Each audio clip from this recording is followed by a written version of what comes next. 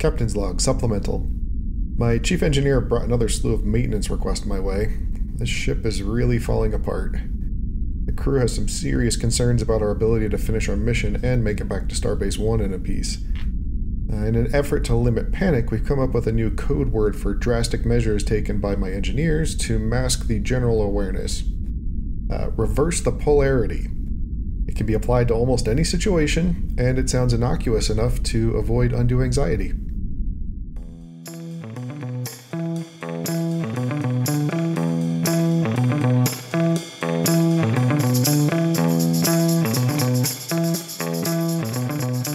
Welcome back to Captain's Log Supplemental.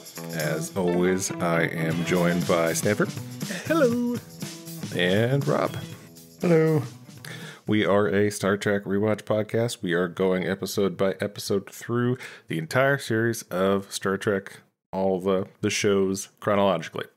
As a reminder to any of our viewers, please rate and review. It certainly helps us a lot. We are 5-star men, so 5-star reviews only.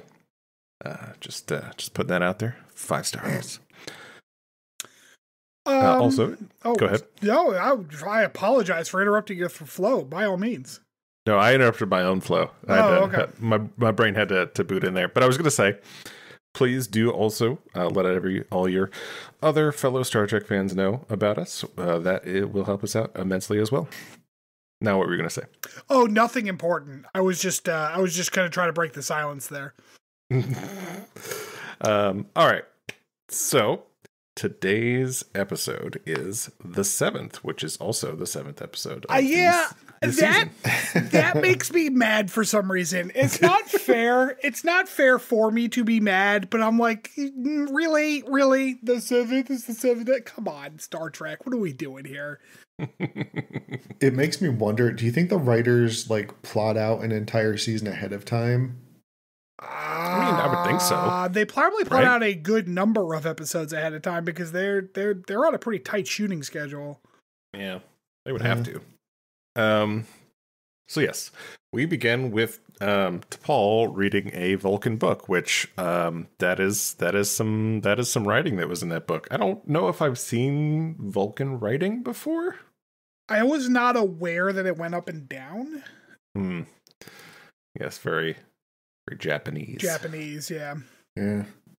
So yep, T'Pol's reading a just a Vulcan book in her quarters when she gets a message from some Vulcan authority and gives her lets her know that they found Manos less than 3 days from her location. Oh my god, I can't believe it's Manos. Yeah, we know who that is. Oh my god, remember Manos, Rob? Yeah, Manos, totally. Yeah, he's such an important character. So T'Pol goes to see Archer and informs him that Admiral Forrest will be giving him a call on behalf of the Vulcan High Command. She says she's going to need a shuttle pod pilot in a few days. So I'm going to preface this entire act with, why does everyone have to be so weirdly cagey about shit? Or weirdly, unaccepting, people having secret knowledge. These are military personnel. And Archer's gonna be like, you're not gonna tell me your secret mission? Bleh. That was the thing that kind of bothered me between, Archer, even the rest of the crew. They were really, unprofessional about the whole situation. Yeah, I mean, they're just going by their captain's example. But following his lead. So, I mean, that of the petulant child, yeah. Yep. So, T'Pol doesn't want to give any details on the mission. Archer, initially, it seems like he's going to take it pretty well. Doesn't whine and cry about it at all. Just kind of, makes some eyes and moves on. Turns out that was just his condescending tone. Yes. Yep, exactly. I'm like, oh, man, look at him grow it up a little bit. Immediately goes against that. Archer says the thing, Captain's Starlog supplemental. He does. And he mentioned he got the orders from Forrest, and we get to a little brief with the various bridge crew. He's such a dick, because Trip and Travis are like, so what are we doing? And Archer's like, well, somebody won't tell us, man. Like, he's such a dick the whole time. Yeah, and like in front of her too. Travis is probably like, well, I'm gonna figure it out. Fuck the rest of you guys. I'm a prankster. Remember that he's a prankster now? Yep. Yeah. Yep. Malcolm is happy to take some time to recalibrate the stupid, useless torpedoes. We also learn that weapons will be required on the away mission. Trip makes a joke about polishing up the knobs or whatever as well in the downtime. So yeah, and then Archer's like, knock it off, and he's like, all right, I guess I've got some real work I could do, whatever. We immediately get into whiny baby Archer again. Thankfully, he didn't depart us for too long. Also, this is where he's like bouncing his polo ball off the off the bulkhead. It must really suck having a cabin next to him. Right. It's like, oh shit, he's being petulant, like a douche. Yeah, he makes a snarky remark about Vulcans not approving of the water polo match he's watching. Oh my god, I forgot about fucking God, he's such a dick. Eventually, Paul decides to give Archer some background info on her, her former posting and the situation where it all came from. Turns out Vulcans helped overthrow a corrupt government 30 years ago, and one of the deep cover agents could not be recovered by T'Pol and her team. She asks Archer to come along on the mission because she can trust him. Go ahead, Rob. I have a question about this. Do you think that it's relatively common? So, like, we've seen this now at least 2 other times that I know of within Star Trek. Is it common for, like, secret agents to undergo surgical reconstruction to, like, fit in on other planets? In Star Trek, yeah. Yeah. They do it in several episodes. Like, the main characters do it. I think Strange New Worlds, like the first episode or 2, they do that. Yeah, certainly the first episode. Because Spock's ears, like, Courage Mags and Captain I will have to scream because it like hurts real bad. That was pretty funny. Yeah. But I have a different question actually about this whole thing, because Archer, in all of his petulant nonsense, does ask a good question, which is like, why you? Like, why are they sending you? And she's like, it's a matter of honor. Is that an emotion? Honor's a really weird, like, anti-logical thing, right? Yeah, that seemed like a explain it away reason. It's honor. It's honor. Like, you're a Vulcan, not a Klingon. Yeah, Vulcans have this weird thing where, they're purely logic, but also for some reason very all about their rituals and such. It's very... Yeah. It's got this weird dichotomy going on. Oh, man. It's very dogmatic. Oh, man. Archer's condescension takes a complete 360 in about a second here. And yes, I mean that exactly how I said it. Yes, so Archer does agree to go, or implies that he's going anyway. Asks what we're... I forget what the question he asked was, but basically just implied he was agreeing to go with her on the mission. What were you referring to as far as the 360 goes? Because in the next scene, like Trip is like, "Can you tell me anything?" And Archer's like, "Nope, sorry, it's a secret mission, Trip. My hands are tied. I can't tell you anything." It's like, Jesus Christ, man. Yep. He does not tell Trip anything. Trip does not appreciate it. My note here is, it's easier to be the one with a secret, huh? Yeah, he's acting like super cool guy in the know. No, I can't tell you, man. It's such a petulant dick in every direction. Oh, God. And Trip, of course, is like, okay, so now I'm captain and I don't even know where you're fucking going. Like, that's a good point. Like, yep. So we get in the shuttle pod, old T'Pol, Archer, and Travis. We find out a little bit more about Manos. He apparently made a fortune while smuggling, using the skills he learned while undercover, and decided to stay. And it turns out he's Senator Kelly. Good. Yep, that's true. So they're talking about the situation, and T'Pol's kind of going back through events, and She kind of has like a little mental slip up where she says they thought instead of he thought, which is kind of a little foreshadowing as to what we will learn later about the situation that happened before with T'Pol and Manos. Apparently, T'Pol cut up to Manos on Ryza, but couldn't catch him for some mysterious reason that we learn no more about right now. Too many hot people distracting her on Ryza. I mean, that's a fair point. Like, they're just everywhere. So they land at a snowy outpost and confirm Manos' presence right away within 30 minutes. Apparently, they have a Manos detector. Manos, yep. Yeah, they got a Manos setting on that tricorder. So Manos is spotted very quickly, but an alien kind of gets in the way. Two things. They get into this space station, and one, they've clearly got the budget because they have every rubber mask in their fucking arsenal on these aliens. And two, apparently Manos is hiding out at medieval times. Mm-hmm. Yeah, definitely. Because I don't know why they used, like, what the fuck is that noise?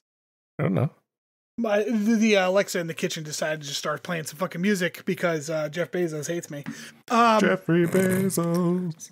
Yeah, I don't know why they decided to use like a medieval tavern interior for the space station, but it's fucking awful. There's a lot of wood in this this space station. It felt very Star Wars-y. It actually reminds me of the Tibetan Inn in the first Indiana Jones movie. Maybe reusing some sets, who knows? Lost my place. Oh, but yeah, so they quickly spot Manos, but then an big old alien gets in the way and kind of starts a little shoving match, and Manos slips away, sort of, but he's actually hiding under a table. Although I guess like it was under the bar. Archer like whistled at Travis. This is all weird. So yeah, he got up on the table, whistled, and then Manos, for some reason, gives his position away and starts blasting. Like he was hidden. They did not know where he was. Instead, let's just fire and let him know where I'm at. And Travis proves to be the only competent person in the room. Yep, and they catch Manos shortly after. We get a little cut back to the Enterprise, and Trip is having a little lunch or dinner or something with Phlox and Malcolm. Trip's amazing here because he's like, "Are you using the captain's mess?" He's like, "Fuck yeah, I am a captain right now." I love this whole scene. Yeah, it was a pretty good scene. So he invited Phlox up and Malcolm up for special treats. Phlox mentions there's a minor virus that will require inoculations, but mentions that it's going to give everybody the Hershey squirts, and Trip isn't super on board with that whole situation. So he decides he's going to put that decision off. And then Malcolm mentions that he'll need to power down the warp core. And Trip's like, nah, I'm going to put that decision off too. I don't want to do that. Then a Vulcan ship wants to talk to Archer, but Trip tries to put that off as well. Seems like Trip doesn't really want to make any decisions right now. Well, I mean, Trip just wanted to have fucking lunch. Like, I don't blame him. But also, it's like, has a message from Forrest. Like, why didn't Forrest just call them on the phone? Yep, that is an excellent question. I think I understand now why every time the captain leaves, he leaves T'Pol in charge. Because she doesn't eat lunch. Yes, that's exactly right. That's exactly right. Yeah. Mm-hmm. We get back to the planet, and they're talking to prospectively the alien constable, I guess, the lawman in the area, or at least the station manager. Who is apparently in defeat. He calls T'Pol's feet pretty. And says that they can't take off until they, thermalize the deck.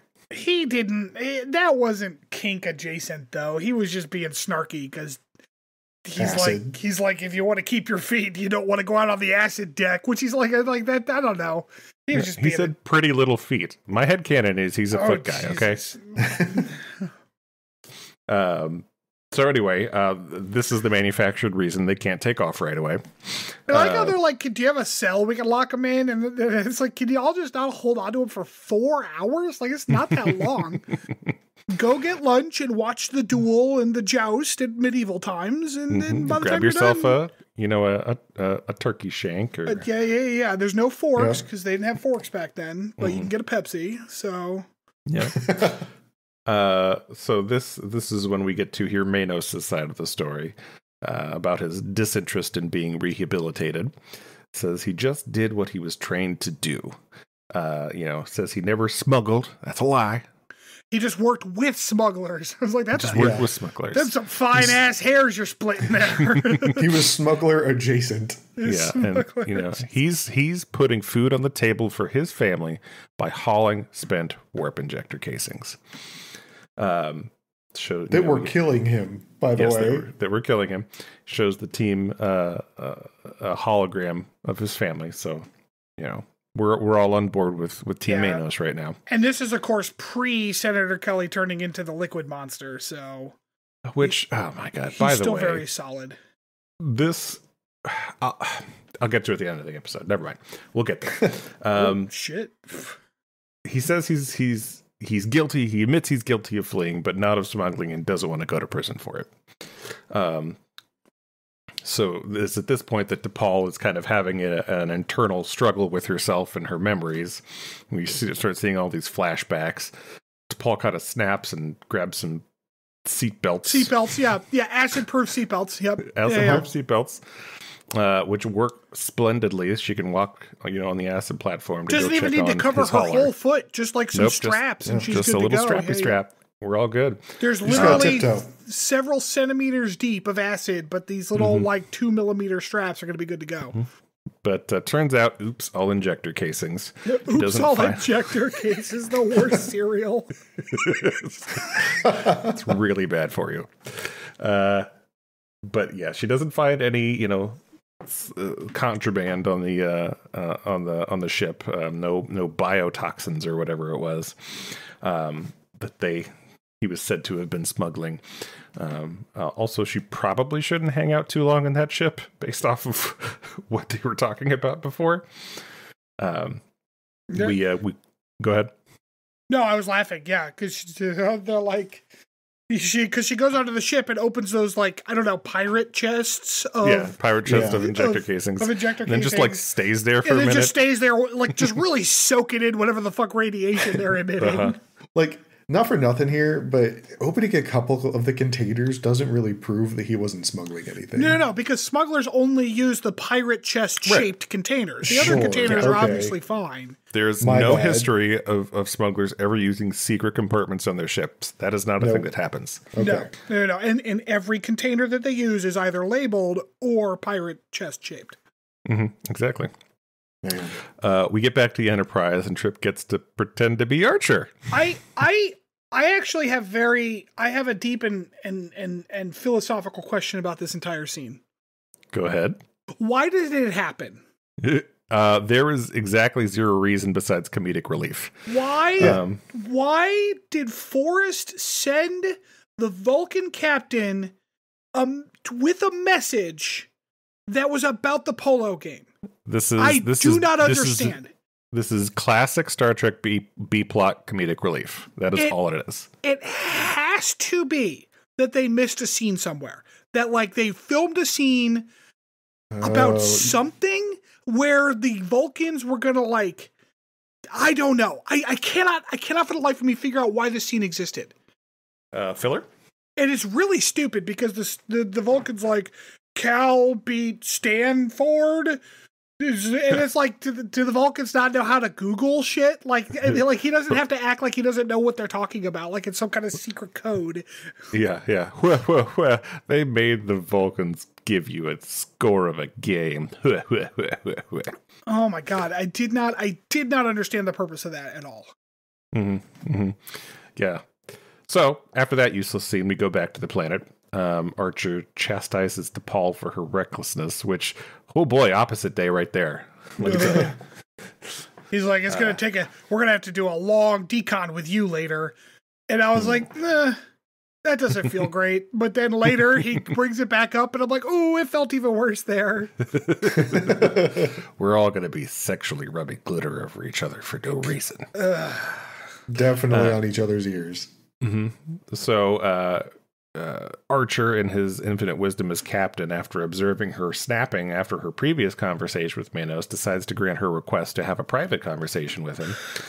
I mean, private, but like they're across the room. Like, but still. DePaul asks Manos who is Jocelyn or Jocelyn? Jocelyn, something like that. Something like that. Apparently, he didn't want to be rehabilitated either, according to Manos, and he was there with Manos on Risa. DePaul at this point seems to not have a full memory of what happened, but she keeps getting these little flashbacks. So I know they underwent like surgical procedures to like get the forehead ridges and to make their ears round instead of pointy, but like, how much genetic engineering do you think it took to get rid of the bangs? Shut the fuck up. That's a good joke.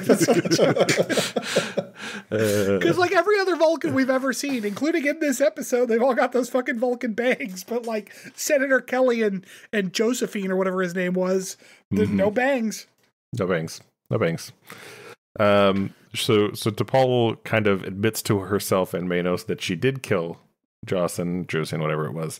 And we keep seeing these cut-ins of this like treatment or therapy she's going through, struggling through, screaming through, whatever you want to call it. It's kind of all too much for DePaul, and she needs to take a beat. As she seems to remember more and more, she kind of talks to Archer and admits she underwent I couldn't really understand what she was saying here. It's like Fuara or something like that. Fulara? Thalara? Yeah. No, I think it's Fulara. Some made up Vulcan word, which apparently is those real Vulcan words. Right. An obsolete ritual for suppressing memories. She kind of goes over her guilt about killing what's his face. You know, for being the most logical species in the in the universe or whatever, did any of them ever just try therapy? Like, it's not that hard. Yeah. Well, it's funny, we get a joke about that later, right? T'Pol jokes about how humans are so good at moving on from trauma, which, I mean, not super true, if we're being honest. That's funny, because my note for that specific line is, ha ha ha, remember when we blew up that whole mining colony? Good times. But anyway, that's why she wanted Archer along, because she kind of had a feeling about what would happen when she was down here. Apparently, she depended on Archer to keep her, on the tracks, which, once again, opposite day, because that's just poor just poor realization of what Archer is good at. She needed a doer. Captain Doer is here to do, I suppose. So anyway, Manos apparently starts a fire by kicking over the table. Well, and that sounds ridiculous when you say it like that, Christopher. But don't you understand that in the middle of each of the tables was a small brazier filled with flames? So, like, obviously, who put their bras on the table and light them on fire? Is there a women's rights group on here? What's happening? So obviously, on this space station, it's totally reasonable to knock over a table and start a fire. This weird space station made of wood. He was really mad because his knight lost the jousting tournament. So anyways, we got to grab the pendant so we can find the Ark of the Covenant later. Some bad CG falling timbers provide an avenue of escape for Manos. I like how this room catches fire and every single alien's like, I don't need feet anymore, and they all run out to their ships. Time to go. Yeah, we see some we see some truly terrible CG fire on the kind of the outer perspective of the station. It's all on fire and stuff, which is fun. They go and search for Manos on the ship, but don't find him. Travis goes to kind of check the cockpit, and Archer and T'Pol are talking. And T'Pol kind of seems to want to let Manos go. She's kind of racked by guilt still, and I guess feels like that'll help her free her of some of her guilt. Archer tries a pep talk, I guess, is Man, what you would call that. This feels gross in 2023 because she's going into this whole thing where she's like, I shot him dead. And he's like, well, he reached for his gun. So obviously, and she's like, I'm not sure he was reaching for his gun. And Archer's like, he was reaching for his gun. Don't worry about that. We'll just tell him. Archer is clearly a cop. Yeah, he's clearly a fucking pig. Like, it's so bad. It's like, wait, yeah, remember that gun you put on him after you shot him? Like, yeah, he's totally reaching for his gun. Did you remember to plant the biotoxins in the ship? Please tell me you remembered. The little baggie of biotoxin. Yeah, so Travis apparently noticed some strange things in his investigation of the cockpit and calls Archer up, and they turn off the little holographic barrier hiding Manos. Travis says, hey, Captain, can you come up here? There's something funny. And what I wrote was, it's a Dilbert cartoon taped to the wall. It's hilarious, sir. You got to check this out. Like, it was such a weird little line.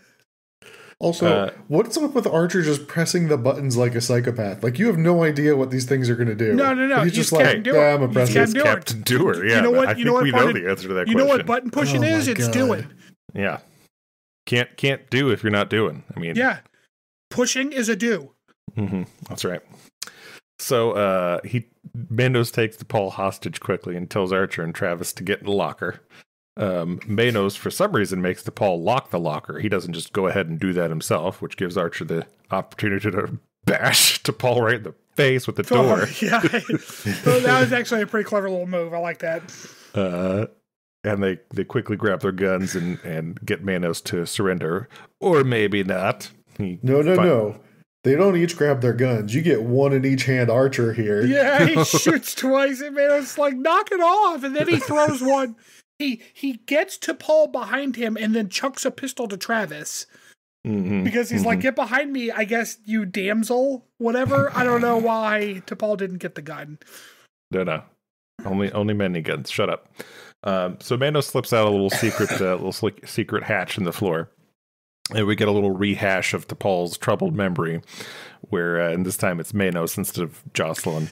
And the gun is set to stun. Just fucking shoot him. Yes, like, I did not understand what we were doing here. Shoot him at literally any point and he'll fall to the ground dazed and you can get him.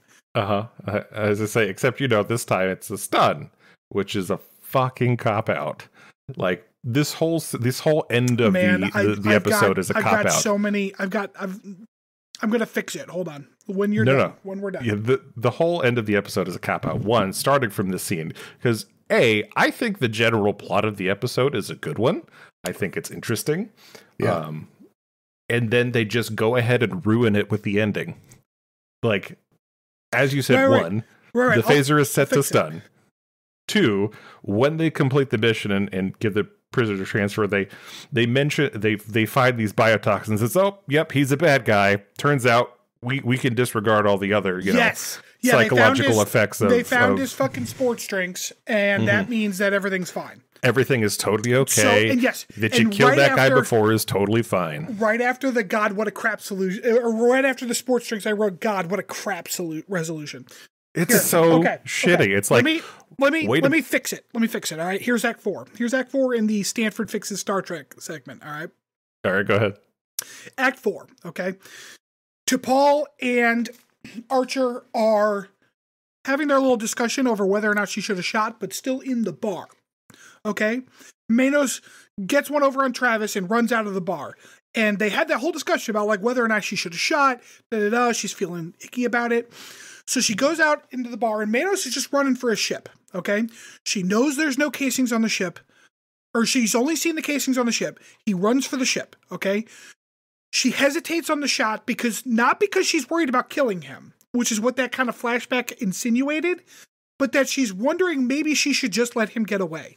And finally, she does. But in Manos's, hurry, he ends up crashing and explodes. And dies.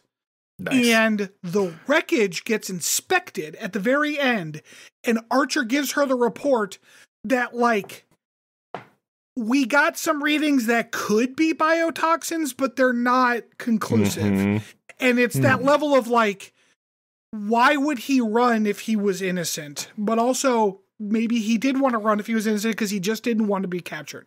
That's how you write that kind of ambiguity that they were clearly trying to write.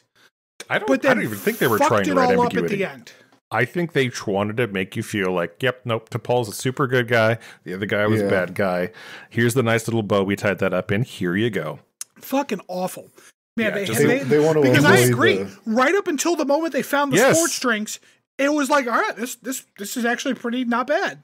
It was a good episode, and then they just fucked it all up, and it pissed me off. Like, yes, there was some stupid stuff that happened in the episode, as always, but I think in general the plot of the episode was good until the end, where they just like, yep, this is we're just gonna tie a bow on this, and everybody's happy at the end. Okay, let's move on. Mm-hmm. So yeah, T'Pol points out that humans are good at putting bad experiences behind them. Her. She can always, she also tells Archer that he can always count on her as someone to trust. End episode. This episode did give us one thing though. What's that? A brand new Starfleet uniform. Did you see those slick parkas they were wearing? Yep. That's a fair point. So that's didn't they wear them in episode 1 though? I don't. Maybe. I don't remember them in part. They were outside in the cold for a hot minute, but I don't know if they were in the parkas. I'm pretty sure they wore them then. Like, I could be wrong, but I'm pretty sure they had them on in that episode. We didn't mention it, so. Yeah. Okay, so ratings. So up until the end, I was actually at like a 4 for this, and now it's a 2. Now it's a 2. That's what I've got. Oh, I didn't take it all the way down to a 2. I took it to a 3. Yeah, I didn't want to, but then they just totally ruined the episode, and it's a 2. Yeah. God, like I said, there could have been art here, and they just made it schlock. Yeah. They had an opportunity to make it artful, to make you think. No, they're like, let's cram the answers down our viewers' throat. They don't have brains. God, it's not even about the brains. It's like they just. It's like it's. I think it's more. I don't even think it's the viewers. I don't think that they didn't trust the viewers to be able to handle it. I think that they literally just didn't want the character to be. That's fair. That's probably true.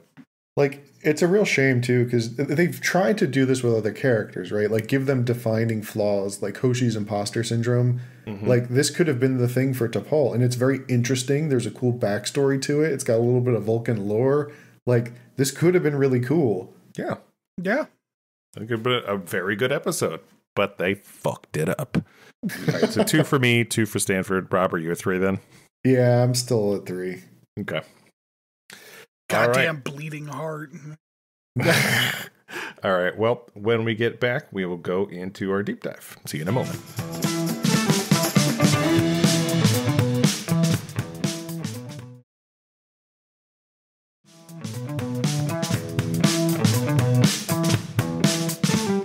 Welcome back, everybody.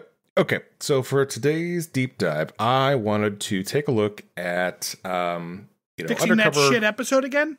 No, fuck that episode. But I think it did bring up some interesting things, such as the psychological effects of undercover work. Whether that's, being a government spy or the more common undercover policing.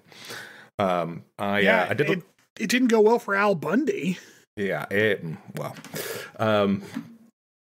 did a little bit of reading on the subject, found a paper that had some interesting information called An Investigation into the Psychological Effects of Undercover Policing by Cheyenne Jones.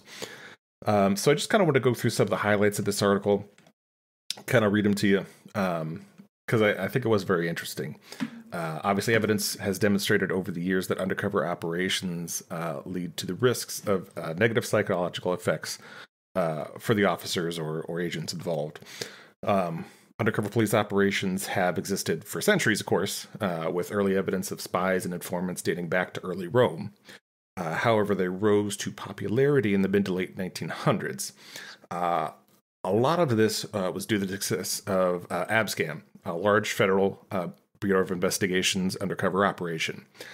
ABSCAM spanned from 1978 to 1980 serving primarily to recover stolen treasures such as paintings, as well as fraudulent stocks and bonds.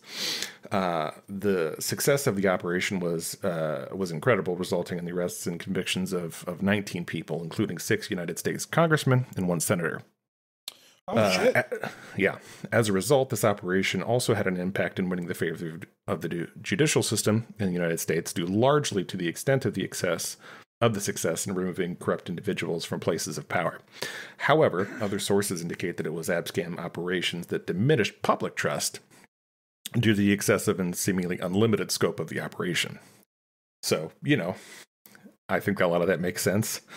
Hey, it's great we're removing corrupt people, but also, you guys seem to be having a lot of power to do pretty much whatever you want here. Boy, is that really what the public thought? Because it feels like the public was probably like, wow, we're not happy that our politicians were found out to be huge criminals, and the politicians who had the purse strings and stuff were like, boy, people don't like that you found out we were criminals. And like, I'm not going pro. I don't want to sound pro police state here, but it is suspicious to me when I hear that a bunch of bigwigs are actually taken down, and then suddenly those bigwigs don't like that happens. What? That's crazy. So obviously officer selection and agent selection is certainly something that's taken into consideration in the process. The process for undercover operations is similar to that of any other job position. There are some additional components involved. As is usual, there's an expectation that the officer will have knowledge of the key elements of the job. For an undercover officer, such things would include knowledge of tactics, weapons, legal principles, undercover strategies, evidence collection, and preservation. Is it the end of the application? Does it say like 5% other duties as needed or whatever? As needed, yeah, absolutely, yeah. Must be able to lift 25 pounds. 25 pounds over the stand for long periods. The officers must demonstrate their knowledge through a rigorous screening process. One of the references in this paper mentioned that they indicate that although the screening process is very similar to that of a traditional officer, which includes, traits such as resourcefulness, assertiveness, maturity, rational stability, and ability to follow instructions, are simply more critical for undercover officers, which, sure. Another important factor of the screening process for undercover operatives is the psychological component. Screenings typically included a combination of clinical interview and psychological testing. This is obviously a crucial part for the selection process. Undercover officers that are psychologically fit are bound to perform better undercover, and they are more likely to return from that operation with fewer psychological effects. Pretty all logical stuff there. Training, unfortunately, is apparently, especially for police, apparently lacking. No. Yeah, right? Oh, man, I didn't think it would be so wildly different from every other fucking police officer in this country. Right. Many departments seem to ascribe to the belief that undercover officers should simply be able to make critical decisions on impulse without thorough training beforehand, which is also pretty true for regular officers. This is further supported by a study done, which found that 56% of undercover officers reported their training was inadequate. So it's not even outside people. This is the officers themselves saying it's inadequate. They told me to infiltrate this gang, and all I got was an address. I'm like, I don't know what the fuck's happening. Yeah. Apparently, also 41% reported the training was simply lacking in quality. So they didn't get enough, and what they did get was shit, basically. Of course, police departments and agencies do have training requirements. However, most are viewed as a minimum requirement to meet, not actually a foundation to build upon type of training. Hey, you must be this high to ride the undercover officer ride. Okay. Exactly, yes. As far as psychological effects go, as one can imagine, numerous psychological effects can plague undercover officers. To expand on that, the executive director of the Internal Association of Undercover Officers said, shootouts happen, but more officers are suspended, fired, jailed, or killed because of psychological issues rather than for physical reasons. Man, like there has to become... We need some sort of a requirement where every single police officer has to undergo regular therapy. But fuck you, man. That's not going to happen. This is Agreed. why we can't have cops. Like they're not going to do it. They're not going to do it. But like, it's just like it's such a high pressure job that's very easy to screw up. I have Like, I have a very serious question. Go ahead. How douchey do you think all Jesus of Christ. the guys in charge of the Undercover Cop Association are? I did chortle to myself a little bit Like- as I read that title. I'm like, well, I bet that's an organization. They have to be the most full of themselves assholes you've ever met. You don't know. Maybe they're just concerned about the undercover officers out there. Yeah, I'm sure. Um, Yeah, it's like the SPCA. Oh, stop. It's like we're just really concerned when they need a good home and a place that loves them. So some of the major psychological disturbances noted by studies are paranoia, hypervigilance, corruption of moral compass, that sounds great, and an increased sympathy towards the target. However, the studies also note that a vast majority of undercover officers endure amounts of stress and anxiety that are common and normal for policing line of work, but rarely are removed from undercover operations due to mental health concern. So, is sympathy towards the target that sounds like one of those things that's probably not as bad as they want us to believe, right? I agree. I'm reading kind of some highlights here, so these are not my words. Sure.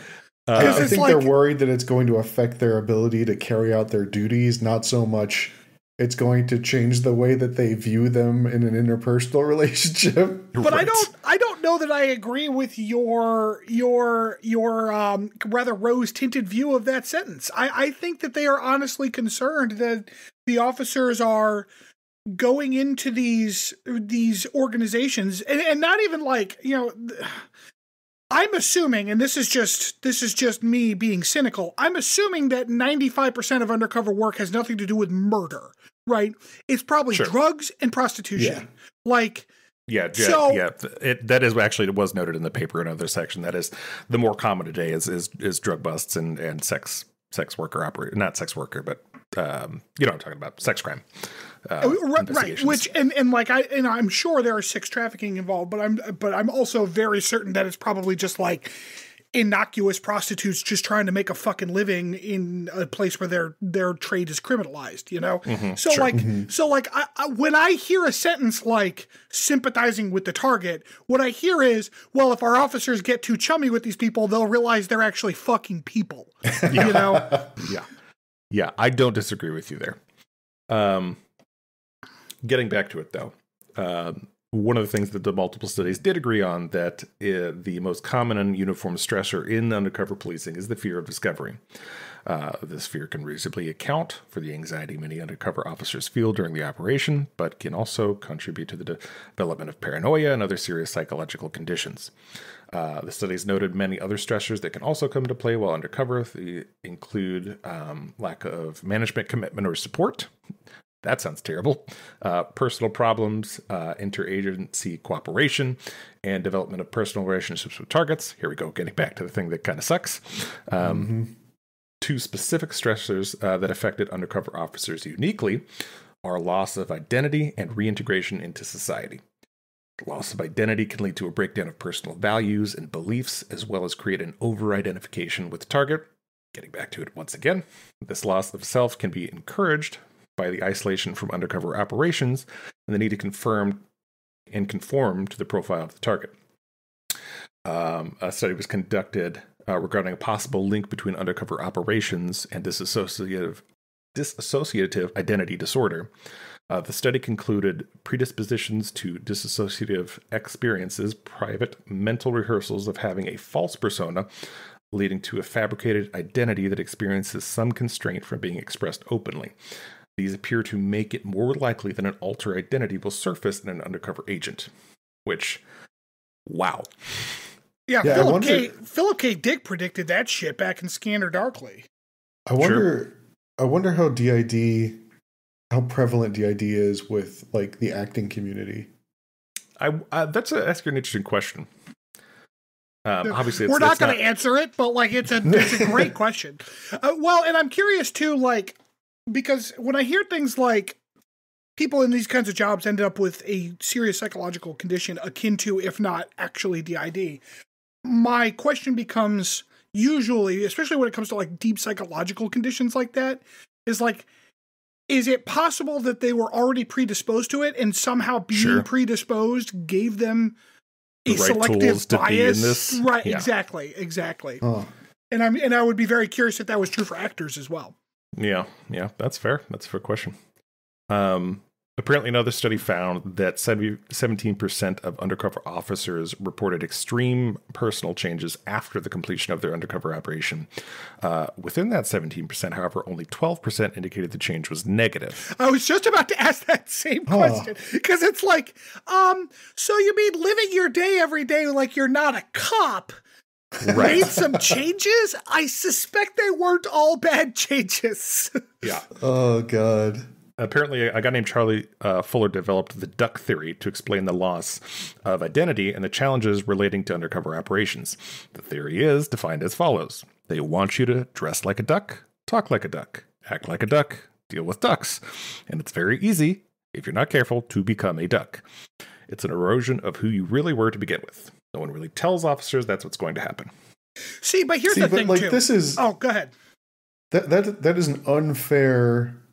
That is an unfair application of just base humanity to a group of people, though. That's exactly what I was going to say. You're always going to adjust yourself to flourish in a situation that you are put into. You did that to become a cop. A human. Like how many cops are just acting like cops because they're cops? Like, that's exactly what that is.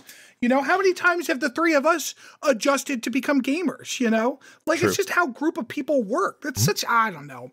Yes, but you also have the added stressors of, you know, being in a possibly hostile environment, pretending to be somebody else. And I'm not saying it's an anxiety-free job. What I am saying is that the analyses are assuming... Obvious. Well, and not just that, but like they're assigning problems because these are quote unquote criminals, not because of any other reason. Yeah. You know, and I know that this shit gets kind of aggrandized when you watch crap like Miami Vice and whatnot, right? Or even stuff like this. This shit episode we just watched. Well, I mean, like Brooklyn Nine-Nine. I love Brooklyn Nine-Nine. It's a hilarious show, but there's a section where one of the main characters goes undercover for a while, and it's a comedy show. It's treated as such. So, yeah, I get what you're saying. But yeah, it's just one of those things where it's like you're treating as a symptom and a problem the fact that the officers have managed to humanize the people that they are. I think hunting, basically that statistic where it's the 17% that reported personal changes said only 12% said it was bad. Like, oh, so this is what it's like to be on the other end of my baton. Right. So the other unique stressor that they kind of detailed was, as I mentioned before, reintegration into society. It obviously can become increasingly difficult for undercover officers, depending on the presence of any other psychological effects they're experiencing. For instance, if an officer is struggling with their identity, it will make it more difficult to reintegrate into a family setting or even continue to build relationships of any variety. I wonder if it's like, man, I don't even feel like doing any domestic violence. Now I'm not even really a cop anymore. I don't know what to do. Oh, God. Oh, Jesus Christ. Sorry. If it wasn't clear, we're not a pro-cop set of people here. Being unable to discuss the operation of any personal struggles relating to the operation can also make officers face difficulty. So, you know, obviously, if it's a secret operation, they can't really talk about it. Obviously, as you know, humanity has told us not being able to talk about our problems is bad. Archer didn't have that problem. No. He loves not talking about shit, but he's got to let you know. It only adds to the sense of isolation that can be detrimental to an undercover officer attempting to reintegrate into society. Another study noted that clinical symptoms often develop over time and aren't reported right away. Researchers report that officers can develop and report severe psychological symptoms 2 to 5 years after their termination. Yeah, maybe they should have some fucking therapy. Yeah, you know, it would probably help. Apparently 42% of undercover officers within the sample reported problems following their transition out of an undercover operation. So, out of curiosity, does that article have any comparison to, say, a cop who's pulled off the street and onto desk duty 2 to 5 years later, or a cop that retires 2 to 5 years later, or like any of these other transitions that cops make, you know? Sure. It didn't go into detail with that. No, it didn't have that information in there. Because I'm assuming it's part of it too. Sure, but there's also like you know, there's increased stress levels when you move, you know. So like a radical life change that changes the way that you interact with the world every day. Of course, you're going to be stressed the fuck out, regardless of the nature of that change. Mm-hmm. Like that's something that I feel like isn't super obvious about traumatic incidents. Like I remember I had to take a psychology course for college, and one of the things they mentioned was that there are a number of life-changing events that sometimes can be for the better, but it still causes stress, and you still have to adjust or react to it in some way. Sure. Like nothing is just clean cut, you know? Mm-hmm. Yeah, shit, try having a kid. Fuck. Oh, man. Yeah, like we had the boys, everything was great, but even like even it then, sounds like you're gonna say, then we had this third kid. No, but like even then, like, you know, everybody was healthy, we were okay financially at the time, but it's just like I remember like just parking in a parking lot and like just crying because, you know, emotionally, just it's such a change. It's a lot. Yeah, it's a lot, and like it's you know you go week after week of like, my entire evening schedule is so different than it was even 6 weeks ago. That it's just a lot. Yeah. It's a lot. Mm-hmm. Yep. So. And since we can't afford therapy, we have this podcast, but like most people should go to therapy. Yeah. 100%. Yeah. All right. Well, that kind of wraps up the highlights I had from that article. Like I said, I think a lot of it was interesting, although maybe one-sided in certain situations. But really, you think an article that seems to have been sponsored by the Undercover Cop Association is a little one-sided? But I think it's still fair that it does point out the obvious psychological effects for being in that type of situation. All right. Well, I think when we get back, who's got potpourri today? Yes, it is me. Although I just want to real quick though.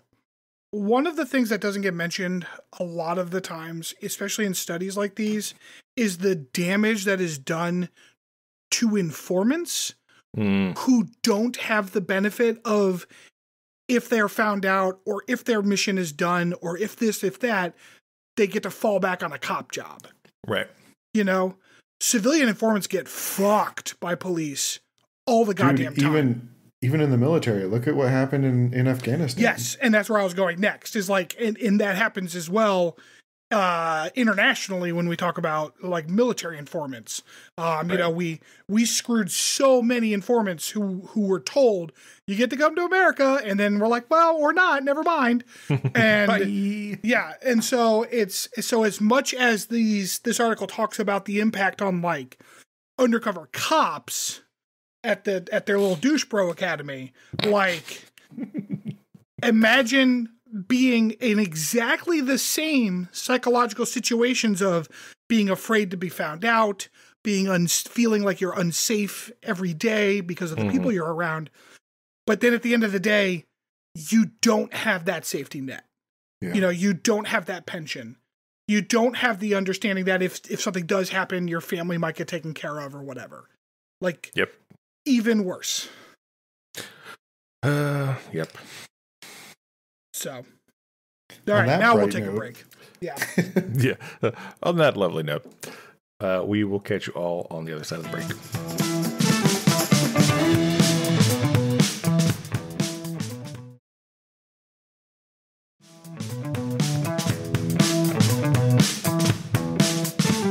Welcome back. So I'm going to shift the tone just a touch here.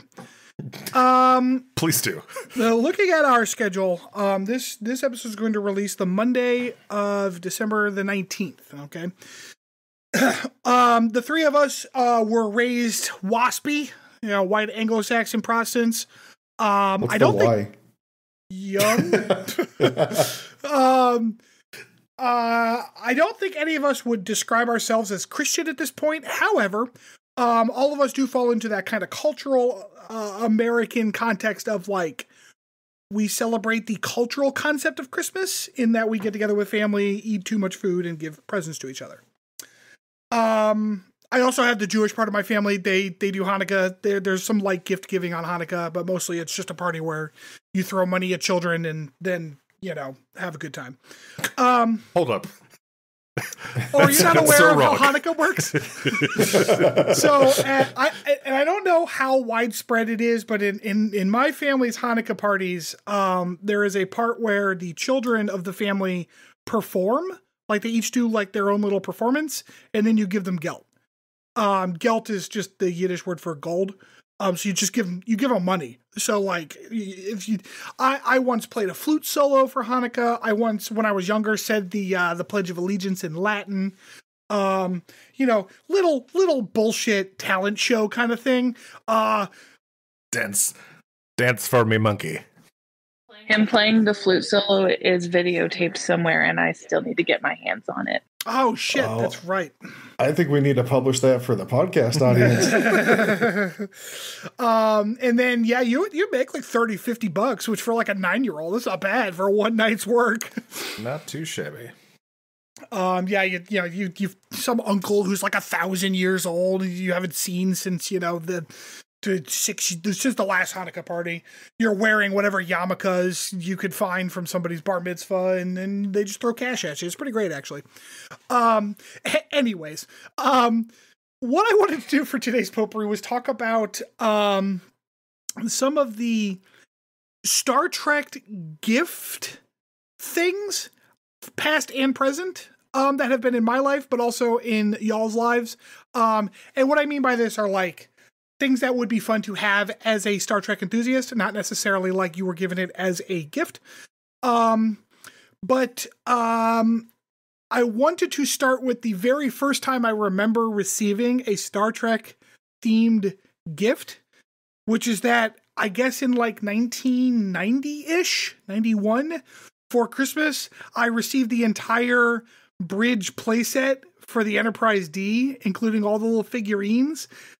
Which was cool. Which was incredible. And my parents set it up so when I came down for Christmas, there was just a bow on it. It was like, here you go have some Star Trek adventures. I remember my first one. It was it was in the 90s. I got, and I think we've talked about this on the podcast before, I got that Micro Machine set that has like a ton of very famous Star Trek vessels in it, and then also Deep Space Nine for some reason. It's a vessel. I mean, it does move. It has engines. Shut up. It's fine. It's a vessel. It contains things. That's what a vessel is. It doesn't have to move. Oh my god. Let's see. I'm trying to think of stuff that I got. I can't remember if it was me or my brother got it. We got like this decently sized like metal Enterprise D. It had like the saucer section, which could disconnect. Was it like, I don't know, like 5 to 6 inches long? Like yes. It was, yes, I had that one. Yeah. Oh my god. Dude. That saucer section was like so heavy. Was like a ninja star. Like it was it was fucking dangerous. And it like did yours detach and then like basically was never able to attach permanently again? Yeah. Like it would go on, but it would kind of like pivot a little bit, so it wasn't like solidly connected. Yeah, we got some next generation like action figure type things too. I remember he had Data and he had a phaser. I got the D and I got the D and and Bird of Prey. That was also that die cast that was, and it was green. Oh man, it was so cool. And the wings went up and down. Oh, so nice. Sorry, Rob. We were reminiscing. What were you gonna say?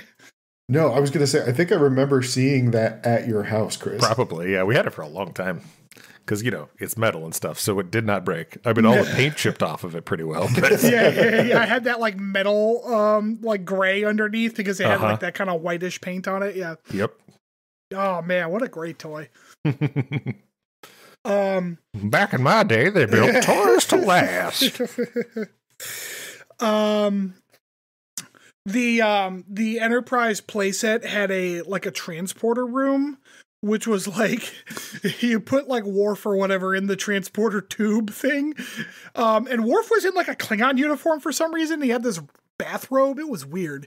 Anyways, if you would spin the transporter tube, and if you did it right and spun it fast enough, they would fall out the back so it looked like they disappeared. Oh, so good. So those are the kind of toys that I had when I was a kid that are Star Trek themed. More recently, a few years ago, my dad picked up, I believe they're called mission crates, but it's like a loot box or a loot crate for Star Trek. Mostly it is just like random shit to put on your desk. Including little ships. Actually, I've got a few of those still, that are like on these little stands.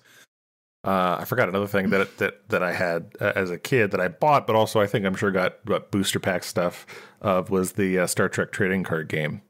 Oh my God. I don't remember how it played, but I had some too. There was like places, but there's also like dilemmas and stuff. Like dilemmas, you had to, like, yes, that's right. That's right. Yeah.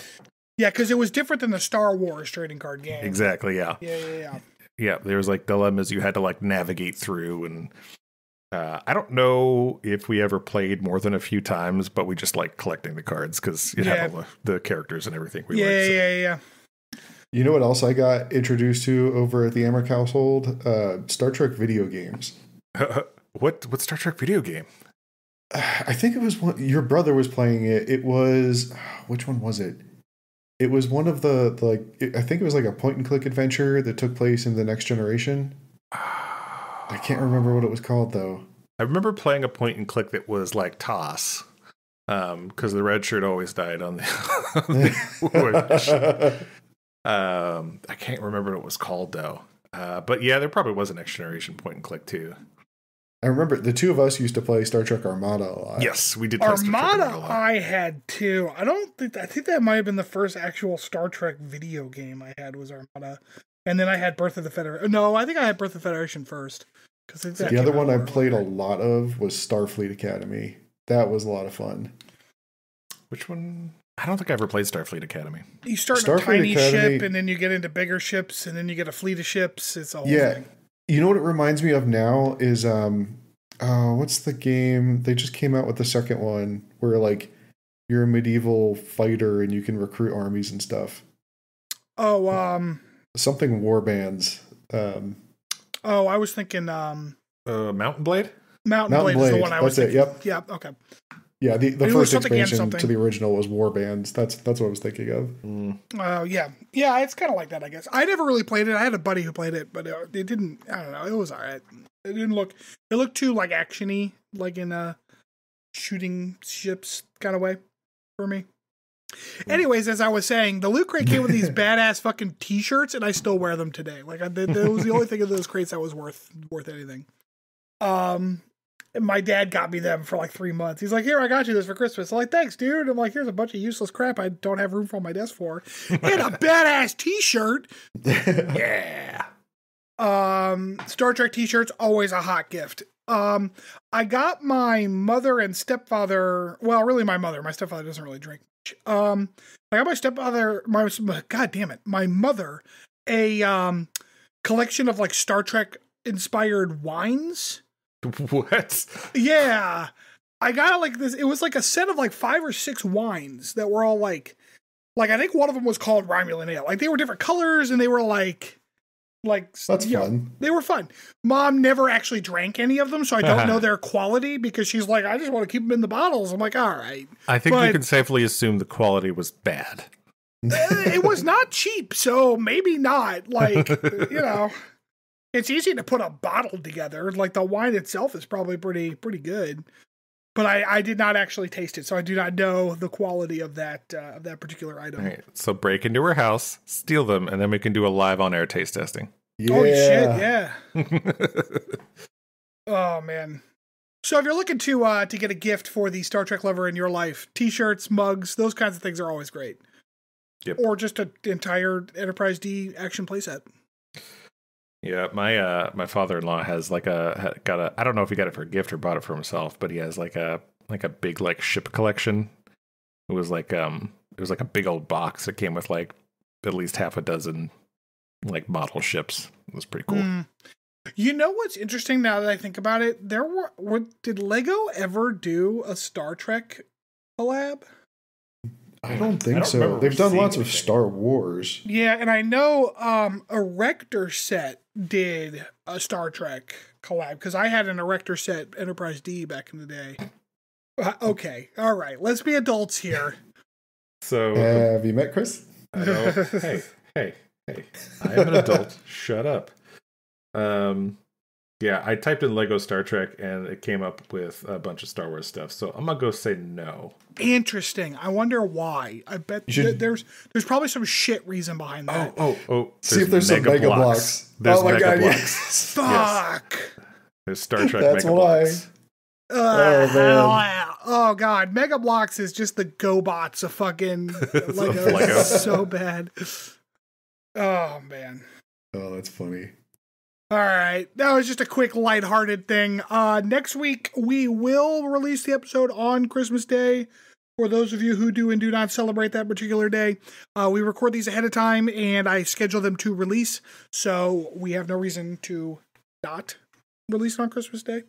Do either of you have any more Christmas toy related content before I wrap us out here? I'm tapped out. Yeah, I got nothing. All right, cool. Thanks again for listening. Please, once again, rate, review, tell your friends. Please tell your friends. Tell people about our podcast. We're gonna put some more advertising out. I'm still waiting on my talent to actually give me a fucking line read that I asked him for 3 weeks ago. I mean, you know how actors are. Like they're flaky at best. So at some point, once I get that, hopefully I'll get disrespectful. Get an ad together and get some more listeners. You know what, Stanford? You get what you pay for. That's fair. It's fair. So, thank you again, and we will be back next week. Good night. Bye-bye.